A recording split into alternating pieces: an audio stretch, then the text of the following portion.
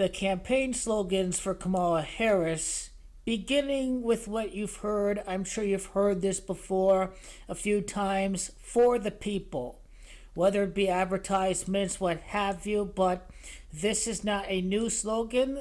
This was her slogan during her 2019 campaign to become the nominee for the Democratic Party in the 2020 election. For the people, Kamala Harris. It's for the people, that's Gematria 183. It's President Harris, that's 183. Same Gematria as her campaign slogan, for the people. The amount of time from the day that Biden dropped out of the race to Inauguration Day is 183 days. So again, we are seeing Kamala Harris. She will defeat Donald Trump. Kamala Harris named her running mate Timothy James Waltz on August the 6th, and the amount of time from August the 6th to the day of the election is 91 days. 91 would be the Gematria. You've heard her say, "We are not going back." We are not going back is Gematria of 91. And the amount of time from when Tim Waltz was officially the running mate of Kamala Harris to Election Day would be 91 days. So the two main slogans broken down by Gematria: for the people and we are not going back. Both very significant slogans. We're not going back to a time where racism is the norm. We're not going back to a time where it was dominated by white men. We're not going back to a time where women had no rights, that gay people didn't have any rights. You get the general point. Hopefully we're not going back to a time where corporations and billionaires get richer and richer and richer, but don't hold your breath, because Kamala Harris is literally Hillary number 2. And don't forget that the corporate tax rate was 35%. Well, now Kamala Harris is only proposing to increase the corporate tax rate to 28%, which is still a lower effective rate compared to 2016. I just don't think that Kamala is going to be as effective of a president as Joe Biden. Joe Biden was a much better president than Kamala Harris. But 28 corporate tax rate made the headlines on TYT. I mean, this is not a complete reversal. It's still 28%.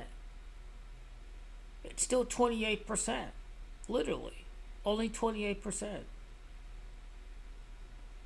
It was 35% back in 2016. The corporate tax rate should be 48%, should be 45%. Corporations and billionaires and wealthy people paid far more in taxes in the 1960s and 1970s. It's no coincidence that during that time, too, GDP was much higher. That Americans had more real take-home pay before the age of Ronald Reagan in those Supreme Court decisions like Buckley versus Baleo that pretty much made money speech. The right-wing Supreme Court had a lot to do with this. 28%, 28 would be the crown as the first female president. And also the current president, Joseph Biden. He proposed something similar. He proposed a tax rate increase to 28%. Yeah, I did cover this.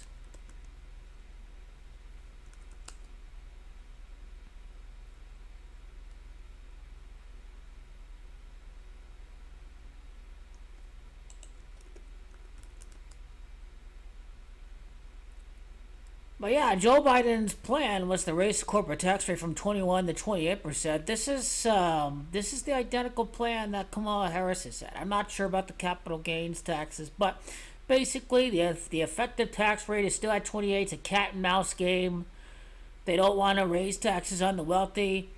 They want to raise it a little bit. They want to raise it compared to what the Republicans have lowered it to, but it's cat and mouse. Because let's say if they increase the tax rate to 20%, now Republicans want to lower it to 15%. So it's all a BS cat and mouse game as far as billionaires getting richer, richer, richer, richer. And Kamala Harris, it's not really about the laugh. It's just like the smile, the tone of voice. It's like she kind of is a sociopath. She's only driven by power.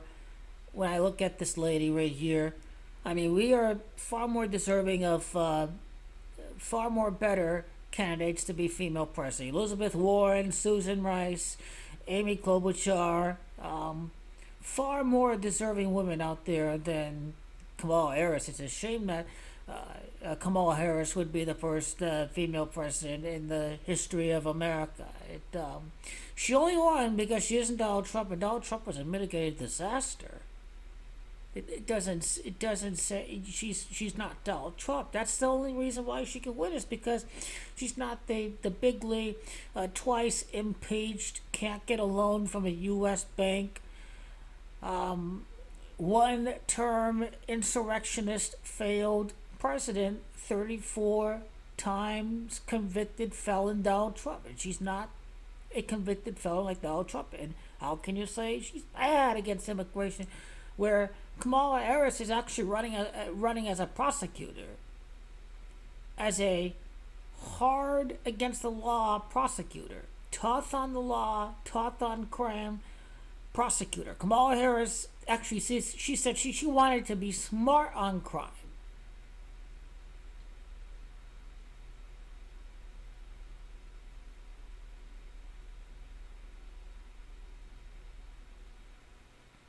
Ordinarily, any other Republican probably could have had a chance against Kamala Harris, but because it's Donald Trump, he's a loser. The Republicans don't have any chance because they're running the worst candidate of them all. The worst candidate of them all, with the vast majority of the country hates, especially Gen Z. He's losing support amongst white working people without a college degree, amongst older Americans. A mitigated disaster, Donald Trump.